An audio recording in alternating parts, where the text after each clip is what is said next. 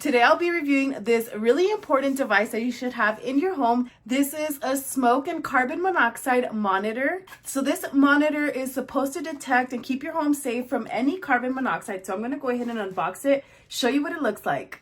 So I went ahead and opened it up. As you can see, you do need a total of 3 AA batteries. So I'm going to go ahead and put the batteries in. Take a look. It is on. This detector is equipped with dual sensors and it detects carbon monoxide and smoke. And it also gives you real-time updates on your air quality. Now, if you are in real danger, this actually has an alarm that sounds extremely loud and it also flashes red when detects a hazard. As you could see, this has an LCD screen that lets you know. So I'm going to go ahead and place it in our kitchen so it could go ahead and notify us for any danger. The great thing about this is it does not need to be plugged in. Like I said, it does use 3 AA batteries. It is a very high quality material. I have this near our kitchen so it could go ahead and alert us if there's any issues like carbon monoxide warnings or smoke. Here I went ahead and pressed the test.